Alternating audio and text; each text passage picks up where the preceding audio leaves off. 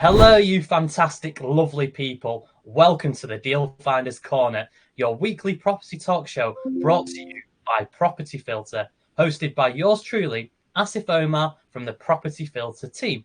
We are the UK's highest rated platform for finding deals, and we're on a mission to empower our property investors and deal sourcer members to find 1,000 deals this year thanks to the Property Filter blueprint.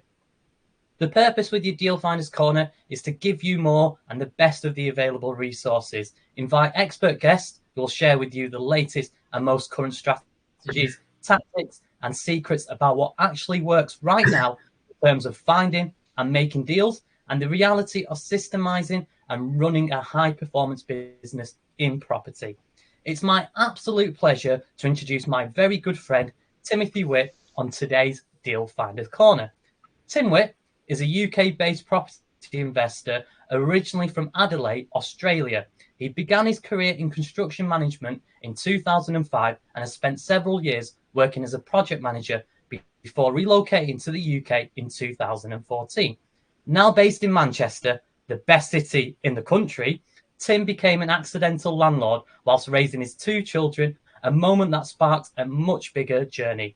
In 2017, he completed his first buy-to-let deal using the BRR by Refurbishment method, unlocking £60,000 worth of equity. Since then, Tim has gone to build an impressive portfolio of 20 properties, housing 98 tenants and generating over 11,000 in monthly net cash flow. He is also the co-founder of Property Portfolio Building and Invest Multi-Let Property Management, and is widely regarded as one of the most successful, if not the most successful, members on Property Filter. Alongside his business partner, Phil Bygrave, who has also been featured on a Deal Finder Corner, Tim has sourced over 50 deals through the platform, showcasing their unbelievable ability to identify and secure high-performing property investments, not just for themselves, but for their clients today too. Today, Tim is passionate about helping others achieve long-term wealth and freedom through smart strategic property development and investment. So, what are we going to learn in today's episode? Number one, start from scratch. How Tim scaled from one accidental rental to full-time investing without massive capital or inheritance. Number two, master the BRR method. Learn how to find the right deals, raise private finance, and recycle cash to grow fast. Number three, avoid costly mistakes. The biggest lessons learned from over 50 projects and what Tim wishes he knew from the start. And of course, followed by an exclusive Q&A. So if you've got any burning questions, then please pop them in the chat and we'll get to them at the end. So as usual, can we give a massive Property Filter welcome to Timothy Witt. Hello, there we go. Hands, jazz hands, everyone. Perfect, Tim. How are we on this fine day? Thank you very much for that introduction. Now I'm just trying to work out, am I sharing now? Is that working? It is working now. Excellent. I'll get this up. So, yeah, the excellent thing about your introduction is it covers quite a few points of this presentation. So perfect. I can focus a lot more on the case studies and bits and pieces like that. So I know you said it before, Asif, that I focused on the BRR strategy. I don't think that's completely true because I've actually focused on the BDRR strategy, which is buy, develop, rent, refinance, repeat, etc. So, my talk is specifically about that and achieving financial freedom through property development. So, who am I? Like you mentioned before, I live in Manchester. I'm sort of a Manc now. Almost a Manc, but not originally a Manc because I'm from Adelaide, Australia. And I moved over in 2014. Everyone asks why. Definitely was not for the weather. Lots of good things in Manchester, but not the weather. And I just came over, get out of my comfort zone. I wanted to travel around Europe and the UK and things like that. And I met my wife, Amy, who's in the photo here with the sunnies here. And since then, we've had two young kids. So I've got a daughter called Isla, who's 4 years old, and a son called Sebastian, who's 2. So a bit of a timeline. So how did I get here? And a bit about my credentials. Just before I keep moving on as well, if I want it to be a little bit interactive, so if I do ask questions, because I can't see your faces and I can't see the typed messages, just go off the microphone and say it out loud if that's okay. That is okay. Cool. So like Asif said, I actually have always been in construction or property. So I did construction management economics at university in 2005. 2006, I started working as a construction project manager for a building company in Adelaide, managing lots and lots of different building projects, new build school projects, conversions of childcare centres and grandstands to function centres, new build nursing homes, conversions or refurbishments of supermarkets and shopping centres, and lots of different building projects. 2007, 2008, what did I do then? Yes, I moved to New York and studied business management, which was basically just playing beer pong and partying for 6 months. 2014, like I said, I moved to the UK. I became a landlord. I don't know if it was accidental, as you've said, but I bought the property in Adelaide knowing that I'd live in it initially and maybe keep it as an investment property. But interestingly, I've just sold that property, which I bought in 2011. I've rented out that whole time in Adelaide. So what's that, 14 years? So I bought it, and this is a good case study of just buy a property and keep it. It was bought for $290,000, and I've just agreed a sales offer of $556,000. So, and I also only invested, I think, $23,000 in it initially because I had a low deposit. So, it's basically turning whatever it is, 23,000 into 276,000, keeping it in essence. So just buy property in essence and keep it as a minimum. But anyway, 2014, so I moved to the UK. I was working consultant project management. So I was working for development companies, overseeing the full development of large scale, like student accommodation blocks like this one here in Nottingham. I did a major development in London that was a 35-story tower building. But the consultancy side, I was, overseeing the whole build process, the design process, and managing all the parts on behalf of the developer, who actually poached me across to work from direct as well in the last few years. Like Asif said, in 2017, I actually bought my first property in the UK. It wasn't a buy-to-let. It was the one that we were living in at the time. But we got it below market value, did a bit of a cosmetic refurb, and we were quickly able to raise about 60K of equity through that through a further advance. So that was good.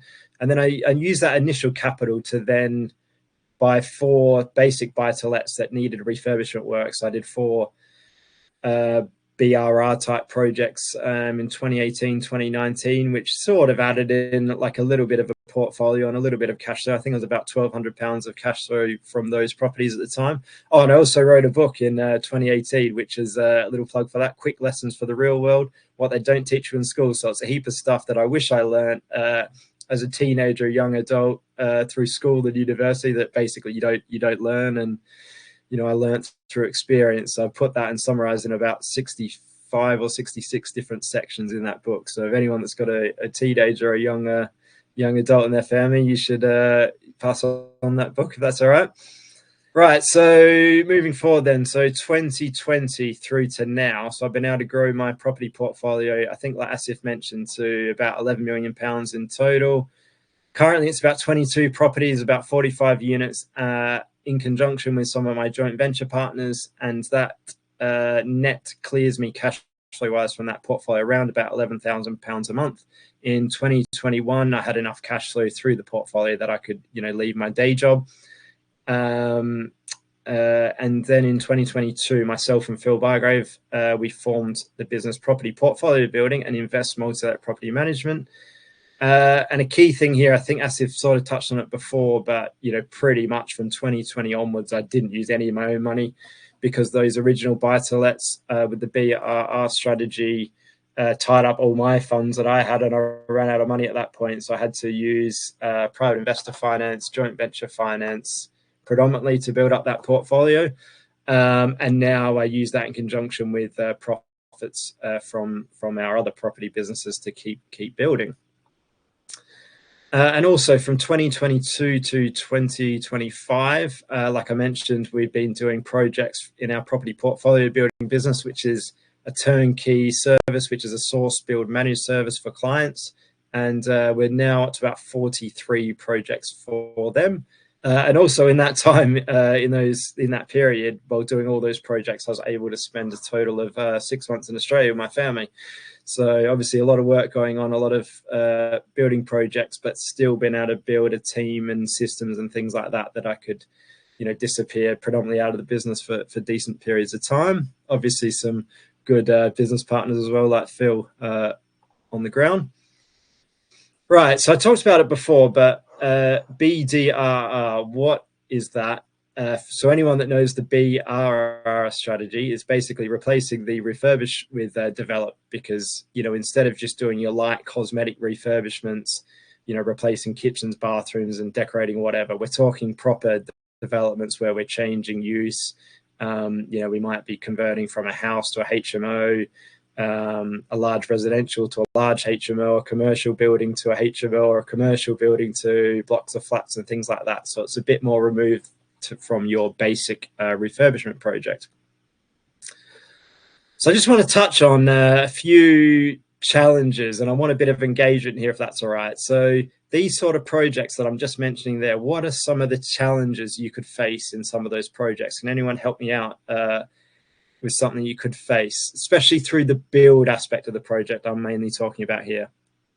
So yeah, folks, just put it in the chat and I'll shout them out for him. People want to do that. I was going to say build teams, because so having challenges with finding good build teams, you're saying, or them actually delivering? Both of them, really. Yeah, definitely. You've got any others coming through our cards? Planning, finance, delay costs, structural issues with builders, cost overruns, finding great trade suppliers, builders keeps coming up, planning permission. Yeah, all good stuff. We'll see what I've got in a sec, but yeah. So in essence, over my 20 years, I've managed and been involved in hundreds of building projects. I did used to think that I'd encountered every problem that could possibly have come up in that period, but recently, in the last 2 weeks, I had two scenarios I hadn't heard of before. One investor actually said their builder died, so they had to replace the builder because he died. I hadn't had that before, so that's horrible. And the other one was someone had a project where they had gone through 3 different building contractors to get it complete. I'm like, oh my God, that is, I've had builders go bump it into liquidation, and we get a second builder. I've never had a project that's had 3 builders. Right, so thanks for all those bits and pieces, everyone. Let's see what I had. So structural issues encountered on strip out. I think someone said something about that. Structural issues, material and labor delays, so general, program delays and things like that. Utility delays. Did someone say that? No, we didn't get that one. Didn't get that one. Cost and budget overruns. I'm pretty sure someone mentioned that. Builder going to liquidation partway through build or becoming unfinancial. I think someone said something like that as well. So these are all very, very common things that come up, I would say. These are probably the top 5 challenges you'd face on these sort of projects. So the good thing is there's solutions to every problem, aren't there? Sometimes they just cost money, or you need a bit of a backup plan for it. So what are some of the ways to resolve these problems? So, structural issues for these sort of projects, the essence is we're expecting, some things that could crop up. Also, you can do things like structural surveys, structural engineers involved as well to review. So that you'll help sort out these things. But generally, you've got to have the right contingency in place. So if there's any unforeseen issues that come up, you've got the right level of contingency to deal with that. Material and labor delays. So really, we talked about builders before, but you want to have the builders contracted so they're responsible for materials and labor in essence. So you have a contract in place where they're responsible for it. You have a Gantt chart program in place so you can monitor those works and see how they're performing against that program. And then a system in place to sort of deal with the delays and things like that.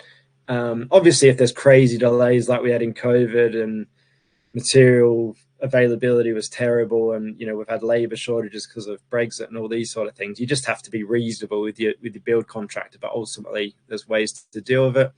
Utility delay is very, very difficult, but you can have utility management companies. You want to do a good financial check of them because they can also go bust.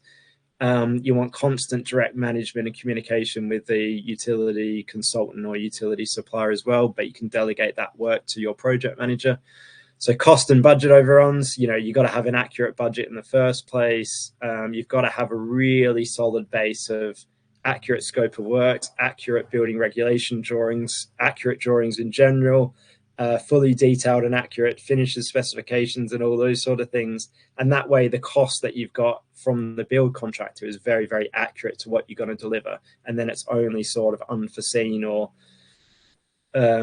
differences that could crop up in the build process that you have your contingency to manage those costs against. And building go into liquidation or unfinancial. So the key is, if you've just got one good builder you deal with, you're at a bit of risk. But if you have a panel of, say, 3, 4, or 5 really good build contractors that suit your sort of project, if one goes bump, you can sort of bring in the next one, in essence. Other key thing is just to make sure you pay the builders in arrear for works complete. So if they do go into liquidation, you've only paid them for works complete at that point. And then when you bring someone else in, hopefully it doesn't cost you too much more than it would originally. Right, so this is possibly why Asif invited me to talk today. Obviously, my business partner Phil's talked as well on Property Filter in the deal corner. But yeah, we're up to 53 deals through Property Filter since it started.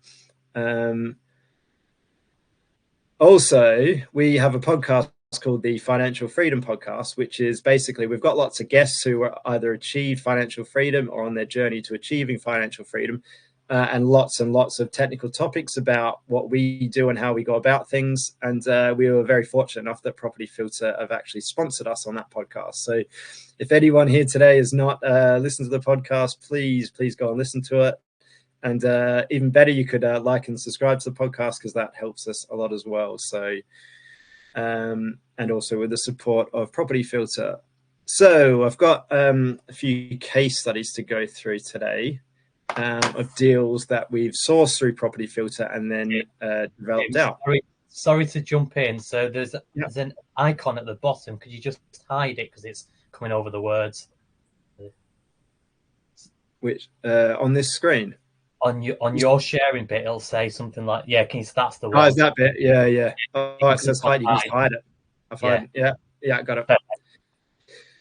No worries. Right, so case study number 1. So this one was a large mid-terrace, which was an existing 6-bed HMO, but it was mainly really residential, but we just used the existing 6-bed HMO circumstance for planning, really. So the deal was to convert this to originally it was to a 9-bed, 9-occupant HMO. And during the planning process, we submitted it, and we ended up agreeing it as an 8-bed, 9-occupant HMO with sui generis planning approval. During the planning process, there were no objections from the community. The only issue was we had a bedroom in the basement, and Berry Council they just don't really like basement rooms at all. So we took one out, but we kept the occupant. So now we rent out one of the rooms as a couple type room. So the price we agreed for this was $280,000, which actually you'll notice that was the asking price as well. The key thing to look at here is, see the green area here? Not very long. And that's basically because we saw the property come on the market. It suited exactly what we wanted. And then we jumped on it and got it off for agreed quite quickly. So it was very quick speed of implementation. We had a really good relationship with the agent. We'd done a few deals with them before, so they just liked and trusted us. And I think there were a few other people looking at it at the time, even quickly, but we got the nod to go ahead with it. So this deal was for a client, which they're on a joint venture. One of them lives fairly local in Manchester, the other one in Wales, and they use full bridging and development finance. So like we said, it was paid $280 for it. The overall development cost for £209,000, and the final RICS valuation was £620,000. So the net cash flow from that, depending on voids and maintenance, is somewhere between $1,700 and $2,200 a month. So overall return of investment about 29 to 38% on that one. Completely sort of hands-off delivery as well for the client. This is what it looks like now. We've just started a lettings process, so it's about halfway let at the moment. So you can see some of these rooms have, you know, kitchenettes as well, and also they can use the main communal kitchen, living space, and utility space as well. So yeah, really nice high-end rooms. Right, the next case that I'm going to look at, so slightly different one, but it will give you a bit of an idea of how well Property Filter can help you secure a deal, you know, below market price, really. So this deal originally was on the market at £250,000, which you'll see here. The seller, well, the price dropped once, twice, 3 times, 4 times before we had an offer agreed. So if you look at this, the agent was selling this originally. It was actually in relatively decent condition compared to the stuff that we usually get. Can anyone look at this picture of this building and tell me why you think the agent would have struggled to have sold this to, say, a family? No garden. Boom. No garden. So if you look at the back, obviously there's nothing there, is there? No garden. There's like a single-story extension, but no garden space. So even though it was a big footprint of a building, you know, what family is going to buy that property because there's no garden? If they got kids, you know, it's just not suitable, is it? So even though it was a good location and those sort of things, it just didn't sell, and I would say that's the reason why. You know, so our plan was to convert it to a 5-bed HMO, you know, good high-end 5-bed HMO, and using full permitted development rights. So this area, which is actually in Tameside of Greater Manchester, currently there's no Article 4 restriction in that area, so we could just buy it and convert it to a 5-bed without any sort of planning approval. You know, why it works for us is the fact that it's a very big footprint. It's got that extension, and there's actually some shared outdoor space down that sort of laneway in the corner. So for a HMO, they share anyway, so shared communal space at the back works. So they've still got outdoor space, even though it's not on the title. And obviously the big footprint and the big communal space works really well for HMO. So it works for us, didn't work for a family in essence. So we ended up securing it for £190,000, which you'll notice that's still 30 grand lower than that reduced price after starting at 250. So obviously you just look at this drop in price and the motivation from the sellers to work out what sort of deal you can get. The overall development cost was $118,000, so that's build works, professional fees, project management, everything like this. So again, this deal was for a client of ours who actually live right down in the south of England. The final GDV agreed from a RICS valuation surveyor was £380,000, and the return on investment for this client, 27 to 38% with a cash flow. Well, I'm missing a number there. About £1,200 up to about £1,400 a month, depending on voids and maintenance. So this is what it looks like now. So again, just a nice high-end HMO, 5-bed HMO.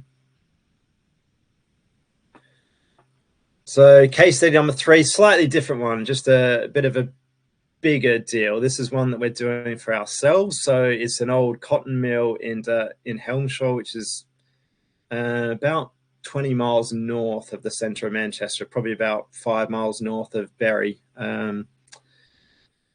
So basically what we're doing with this one is it was previously an antique shop. So we got it approved through planning to convert. It's an Class MA conversion to 10 high-end flats. I don't have the property filter graph on here, but basically it's very similar to the first case study we did, where it wasn't green for very long at all, because we saw it come on the market, and my business partner Phil, I think he's actually on the call, you might be able to chat to him, but he saw the deal and then met the agent out the property on I think the same day, and in essence agreed a purchase price because it was just really underpriced. Directly across the road there was another big mill that had been converted a few years ago, so we had some very solid comparables of flats there and what they were selling for and things like that. So again, speed of implementation was absolutely critical to get this deal. So you'll notice that we're doing 10 high-end flats, but we agreed an early exchange with delayed completion initially based on 11 flats. So that's important because during the planning process, we actually agreed to bring it down to 10, add in some extra sort of bin storage and waste management, utility space and stuff like that, which actually makes sense because it's probably better than having the bins outside, in the car park and things like that. But it also meant we could go back to the vendor and renegotiate the price. So I think originally we had agreed at 595, and then losing the flat in the planning, we were able to negotiate it back down to 530 for the purchase price. So it's halfway it's probably about a third way through construction on site at the moment, so it's progressed a bit more than this photo, but the overall development costs are going to be 843,000, which includes the full build, all professional fees, project management, utility costs, VAT, all those sort of things. We used a combination of funding for this one. So we used some of our cash from our profit from our businesses. We used a private investor to invest part of it, and then we also used bridging development finance to put in place. So the final estimated GDV is 2.2 million. I think all in costs, including finance, is around about 1.6-ish. So it shows you it's about 600 grand rise in value or profit through the development. But we originally were going to sell the flats, but we decided to keep them for the long term as buy-to-lets, and it should cash flow around about 3,000 a month, 2,600 to 3,400 a month. And with a valuation of 2.2 million, it's all money out, so it's an infinite return on investment. Right, so some top tips relating to these projects and also using Property Filter in general. So have a great system in place for using Property Filter and really use the pipeline. So the pipeline's great. We had it up before, but obviously with motivated sellers, you want to focus on the people that are most motivated. If you're looking to add a value through a development, you also want to look at like the value, the price below the average in the area and things like that as well. That can really help. But definitely use a pipeline. Put properties into due diligence. Put them into make an offer once you've viewed it. If you're going to put an offer in, if your offer doesn't get accepted, you could follow up. Put it in the follow up section, and then continually follow up all the time. And then once it's accepted, bring it forward as well. So just use the system that's on Property Filter in your own system to use it efficiently. You really need to know your numbers for these deals. So accuracy in numbers is really, really important. You want your appraisal to be accurate but relatively conservative on the front end, and then to meet those numbers at the back end and maybe have a bit of an extra uplift during the process. You don't want it the other way around where the numbers are too optimistic at the front end and then it falls to shit by the end of the project.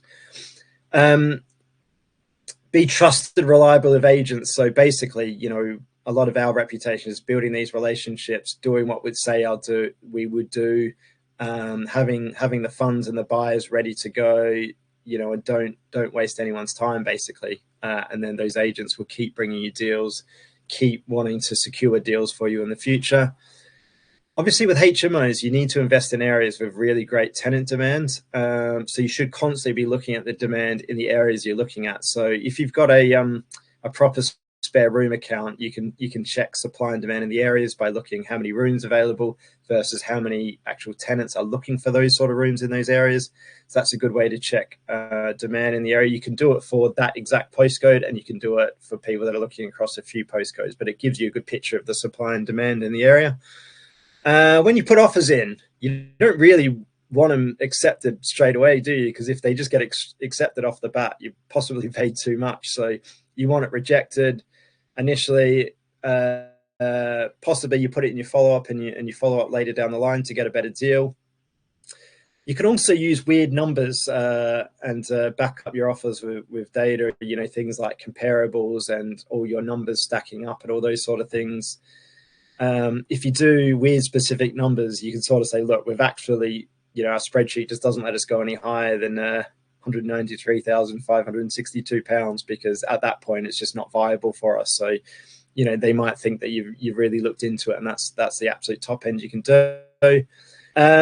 Right. So this may be fairly controversial, but the development process is where you make your money. And I'll tell you why. Because if you're buying a property for, say, or you have an offer accepted at £220,000, but you wanted to pay 200,000, you've got a swing there of, say, 20 grand. How much is that going to affect your numbers? Maybe a little bit, but not too much, especially if you're doing a development project. If you've then got a build budget of £150,000 and it's supposed to take 6 months to deliver, and it ends up costing you £250,000 and it takes 12 months to deliver, there is a major swing there in your numbers. You're talking 100 grand plus interest. So you're probably more than 200 grand different to the original appraisal. So that 20 grand initially, that comes very, very insignificant in the scheme of things. So the development process, delivering it on time and on budget, is where you actually make your money and keep your money and protect your risk, no matter what anyone else says. And basically, if you fuck up the development process, you can, sorry, I don't know if I can swear on this, apologies about that, but you can seriously lose money. And the scenario I've just talked about there's a lot of risk. You can lose money. You face challenges with bridging finance, investors, loans, and all these sort of things. So you really, really need to know what you're doing and use the experts. Right, so a bit more engagement. Could anyone tell me or just give me any idea what they think the difference is between these two businesses? The one with PPB, just to remind everyone, and Invest is mine and Phil's business, where we help out. I won't say it actually because it'll give away the clue, but we do these sort of projects for clients so they make money. And then obviously the other brand there, everyone knows that one, I'm pretty sure. They just make handbags and shit like that. Anyone got any ideas what the differences are? I assume you don't make handbags. We don't make handbags, though. People are typing. Who's going to put in first? Branding. We've got branding. We've got slowly coming in. Brand identity, maybe, but that's not exactly what I'm getting at. One costs money, the other makes money. I think someone's nailed it there. That's pretty close. Obviously, you've seen this before, haven't you, Asif? But our business of our property portfolio building and invest multi-let property management have a mission to help our clients achieve and maintain financial freedom. Whereas this other brand, I think they do the exact opposite. They probably stop their clients from achieving financial freedom. So that's our mission, like I just said. And then our vision is just to basically be the best HMO portfolio building and management business in the UK, or maybe stay the best potentially. So what can we do to help you or anyone that's on this session? So property portfolio building, we source, build and manage. We do turnkey end-to-end service for the projects that I've just displayed to you there. And then Invest Multi-Let Property Management is our lettings and management business, specializing predominantly in HMO management. It's by investors for investors. We are investors. We set up the business because we knew we could do it better than A, the other specialist HMO managers around, and B, the other letting agents, which, high street agents that you can barely call them specialists at all. And we think like investors and manage it the way that investors want it to be managed. Anyone just interested in these sort of things, we actually do site visit days, which we call discovery days, where we visit 3 projects. Actually, one of them we're visiting is that big mill that's converted to 10 flats. We're also visiting construction of a 9-bed HMO and a completed 5-bed HMO as well on the 1st of August. So anyone on this that can get up and wants to check those out, let me know ASAP, because we're literally about to close it off because it's next Friday. We've literally got, I think, 2 spaces left. That's it. Also, we mentioned before, we've got the Financial Freedom Podcast, 36 episodes live now. Lots and lots and lots of nuggets of information, especially from some great guests we've got. We've had the co-founder of Property Filter, Guillaume Black, on the show, one of the earlier episodes. So you can check that out as well, as long as all the other episodes. Phil, my business partner, hosts Manchester North Pin, and our team run Pin in Manchester North the first Thursday of every month, bar August, so back in September. If you want to get in touch, Timothy Witt on LinkedIn and Facebook, Timothy Witt 12 on Instagram. Anyone who wants to scan to book into Discovery Day, you can, here's the QR code. I'll just hold it up for a second. I can't see if anyone's doing it or not. People are saying I would like the site visit, so yeah, just keep that on for a second. We'll keep it on for. I'll keep it on for another like 30 seconds or so, shall we? And then we can put the link in the chat as well if people want to book it on. Yeah, good plan. Or maybe if Phil, if you got the link, if you're on the call, could you put it in the chat as well? He is on the call.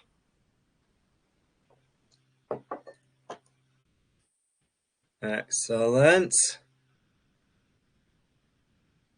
Yeah, the link tree has all of the things. Perfect. Podcast and I think my next slide might have the link tree as well, which is this one. So this is the link tree. So if you want to, I think if you want to add me on any social media or go to our website, find the podcast or do the discovery, I think you can get it all on this link tree, hopefully. And we can move on to Q&As then. Brilliant. Thank you for sharing that. What a wonderful presentation. And as Guillaume says, deals are made, not found. And you two are a great example of that. So we've got quite a few questions in the chat that we'll go through. But one of my first questions for you is, one of the things that impresses me of you, I suppose, is your successful joint venture partner with Phil. So a lot of people in this community are looking to joint venture with people. What qualities should they look for in a partner, and what pitfalls should they be aware of as well? Yeah, so I think it's a very, very good question, because joint ventures can go really, really well, or they can go really, really badly. So it's important to understand that from the outset. So I think for me is probably one of the best things you can learn is when you're going into a joint ventureship, there's some key ingredients that work initially, like, if you got someone that's got time, expertise, but no money, obviously they can join up with someone that's got money. But the challenge with that is you don't know necessarily if you can work well for the long term. Because if you're buying property to hold for 10, 20 years or whatever, it's basically like a marriage or a relationship to a certain extent, isn't it? So you've got to be able to work with that person for that long term. So I think one of the key ways is understanding your strengths, your weaknesses, and then if you're teaming up with someone, leaving aside time and money and expertise and stuff, is like what are their actual physical strengths and weaknesses as well, and also what are you trying to achieve? What is the other partner or potential partner trying to achieve as well? So if you've got quite shared vision, goals, and things like that, it could work quite well. If you're too similar, it might not work that well, because you would just be agreeing on everything, giving high fives, drinking a beer, but maybe not actually moving forward or progressing the way you should. If you're too different, you might just be, different wavelengths and not really understanding each other at all. So it's a weird one. You want to be different, but not too different, and share goals and vision and things like that. Brilliant answer. Right, so we've got a question from Jan, and it says, how much time typically between a quote from a builder and the actual contracting of the builder? Because the time you need them, they may work on other projects. Yeah, and absolutely excellent question. It's a really, really good question. So what happens here, you need a bit of a system leading up to getting to site or into contract in the first instance. So it doesn't just start at the point that you get a build quote and then you're trying to work out the time. You're sort of warming up the tires potentially months before they need to get to site.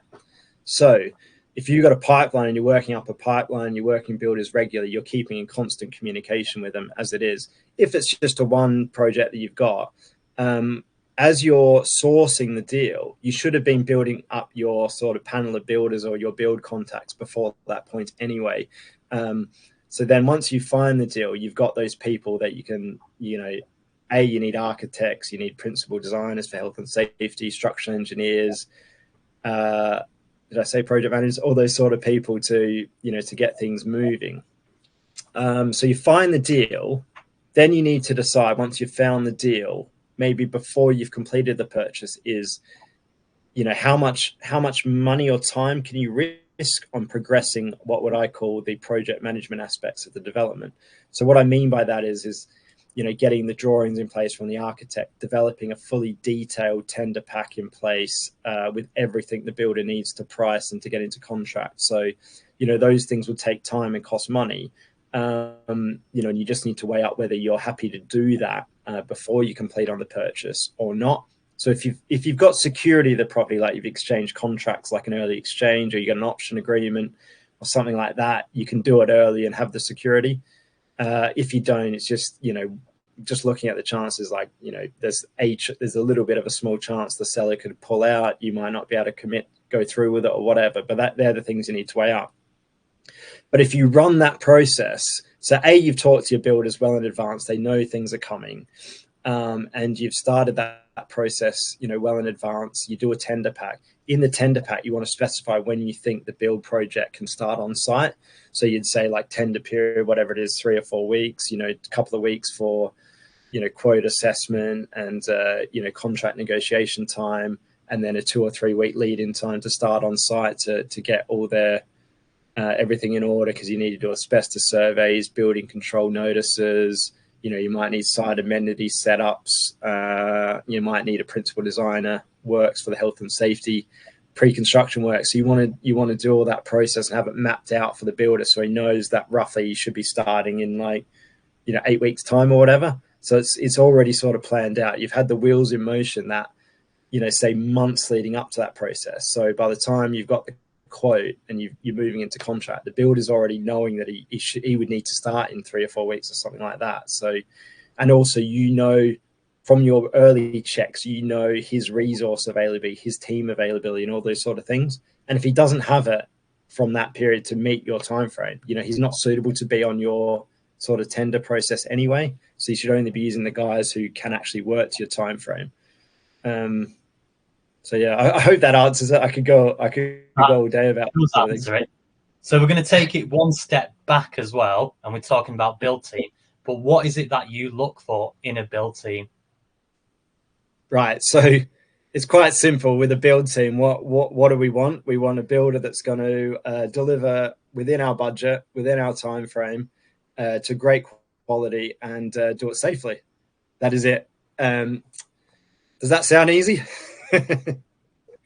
How do you check for that? Absolutely not. Yeah. So it's very difficult to get all of those elements. But in essence, us as property developers, that's what we want and that's what we need. So, how do you check for those elements? Very, very good question. So, so initially, you obviously, you can meet builders. There's lots of different ways to meet builders. You can get referrals, recommendations. You can meet them at networking events. You can meet them through social media. There's loads of different ways to meet them and find them. But then the key thing is finding out that they're suitable for your size project or the project you're doing to meet those sort of aspects. So from there, I'd be catching up for them, initially for a coffee, going through, what their business is, the size of it, the sort of projects to do, their experience, their revenue per year, how long the company's been operating, all those key things. And then from there, you want to do things like you want to visit their site. So you go out to some of their existing projects to see what they're like. Are they the sort of projects you're going to be doing? So if you're doing a 5 or 6 bed HMO and they're taking you out to a little kitchen refurb, they might be too small. They take you out to a massive site that's like 30 flats or whatever. They're probably, way too big. And also when you visit those sites, you get a very, very good idea of how they operate. So you can see, is it well organized? Is it safe? There are lots of guys on the site. Are the guys, they seem like genuine, decent people that are doing a good job. You can literally tell a lot by just visiting those sites during the build process. Then you want to visit completed projects. So when you visit a completed project, you get a good idea of like the quality of finish for one. And also, if you're visiting a completed project for a builder that has a good relationship with that client, you know, that tells you a lot about the performance of that builder and that relationship with the client as well. So there's some positives from that. So there are a few key things. Obviously, there's other background checks you can do. You know, you can look at company's house. You know, what are their accounts like? You know, what size revenue do they do? Or also really look for references from other developers. So if they've done lots of these sort of projects, ask for a few references or, you know, people you can talk to, because what happens is when you get those references, you ring up those developers. You know, it's just you talking to them. They're very, very honest about that builder's performance, what they're like to deal with. So yeah, I'd say it's a range of those sort of things. Also, when you're visiting the projects or talking to the clients, you want to get an idea of the size of the building contractor, because that might dictate their sort of pricing. Because if they're too small, like the little kitchen refurb guy I mentioned before, they're not going to be capable of converting your house to a 5 or 6 bed HMO. They might do it for a fairly cheap price, but it might take them double the time it should. If they're too big and they've got big office overheads and all those sort of things, they're probably going to be too expensive.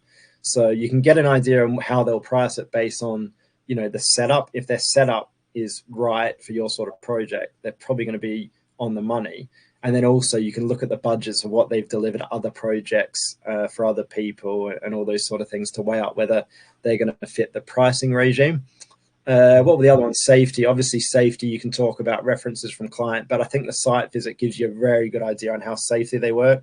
You know, anyone on this call that's been on a building project or site, you can tell very, very quickly if a builder's sort of working safely or not, can't you? And if they're well organized and the housekeeping's good and materials are stacked well and all those sort of things, then, you know, they should be safe. Yeah. Okay, so the next question is, do you operate in the Manchester area? And if so, what is your range of operation? So we operate in Greater Manchester. So we do, probably the furthest we go is like Warrington or, you know, places a bit, you know, north of Manchester. So that, you know, the property in Helmshaw is probably the furthest north one we're doing at the moment. We don't sort of go to Leeds or Liverpool or places like that at the moment. Anyway. Perfect. And the next question, similar, is where in Manchester is the PIN meeting held? It's at the Village Hotel in Bury. Village Hotel, Bury. Perfect. So I've got another question for you. You guys have obviously done, I think it said 53 deals, which is actually now 55 as of today. How long will it be before you do 100 deals on Property Filter? And what plans have you got to celebrate once you get to 100 deals on Property Filter? Oh, so 100. So what do we need? Another 47. Right. So, well, that's pretty easy. Well, it should be pretty easy because we should be doing about 25 projects a year for us and clients. So 47, what's that, about 2 years' time? 2 years' time. And how are you going to celebrate? What celebration are we going to have? Well, who's paying for it? Is Property Filter going to pay for it? I'll have to ask the main man, but I'm sure we can do something. No, yeah, we definitely have to do something. Yeah. So, well, let's say July 2027. We'll hold us to account, see if we achieve that, and we'll book something in for the summer. Perfect. 2 years from now. Yeah, it could be a summer trip, couldn't it? It could be. It could be. Yeah. Right. Next question we've got is, would you project manage for a smaller project, e.g. dealing with 2-bedroom flat that has just been gutted? Would we personally, or I think, yeah, like as a company, would you do smaller projects to manage other people's smaller projects? Yeah, we're probably, you know, anything over like 30 grand we could have a look at. For our source field managed service, we don't really do anything lower than like a 5-bed HMO. We don't do like single lets and things like that. So yeah, potentially we could look at smaller things for project management depending on the circumstances and stuff like that. Brilliant. And a question about your project management as well. What is your fee structure for sourcing / hands-off HMOs? Yeah, good question. So the source fees as a whole are 3.5% of the final GDV. The project management fees work out 10% of like the design and build costs, sort of paid monthly. Probably the key thing to talk about is that because obviously like I mentioned before, we do about 25 projects a year. We have really good buying power. So if you took like some of the build contractors we work with, you know, because they know the spec, they get lots of consistent work. They're probably like maybe 15% below the market and those sort of things. So when you add up those, you know, it sort of washes its face, and that doesn't even take into account the, you know, the stress and the time and all those things associated with project management. But the way our source build manage works is we don't find a deal and start to market. We basically find the client, agree the criteria, agree the return, and go out and deliver, you know, exactly what's agreed as well. So, yeah. Brilliant. And do you plan to have an in-house build team or part team? Or will you all use contractors? Should I just use the simple answer of no?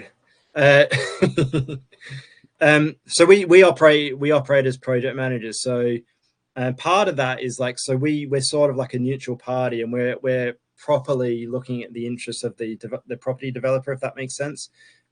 Builders obviously do, and they want to do a good job. But at the end of the day, their business is to build, you know, deliver a build project and then make a profit. So, you know, the accountability angle is a little bit different, if that makes sense. So there's that perspective, and also let's be honest, managing lots of tradesmen and subcontractors is difficult. You know, build companies, that is a very big challenge. There's a big trade shortage in the country. You know, there's lots of challenges with these sort of things, and I understand that because, you know, I work with build companies and those sort of things, even when the trade shortage is nowhere near what it is now. So it's a challenging business to run and make profit from as well. And I've got that from working for build companies. Brilliant. Okay, so I think it's time to wrap it up because we are approaching past. So one of my last questions that I always ask people, and it's the following, and I think you've kind of touched on it, but how can you help our wonderful community members, and how can our wonderful community members help yourself? Excellent. Well, I think we said how we could help you. I think one of my slides put about 7 dot points for that, but obviously our source build managed project program, our lettings business, loads of free content on the Financial Freedom podcast, Discovery Days you can come out to, and Manchester North Pin. You know, those 5 things we could help you build a portfolio that can give you financial freedom. How can other people help us? Obviously, we're always looking for great deals in Greater Manchester in areas that we're in. So if it's something that, you know, looks like that we could deliver, you know, and source and deliver for us or our clients, we're always looking for people that are looking to sell properties, or, you know, or they may not be able to, you know, buy it themselves. We've bought from other investors at times for good deals. Yeah, so it's those sort of things, really. Fantastic. Obviously, come out to our events, support our podcast as well. And obviously, you know, if you want to help us, you know, you can do business with us as well and join the Source Build Manage program and build to achieve your financial freedom. Absolutely. Like, subscribe, the usual. Yeah, my final question is, any final remarks? Final remarks. So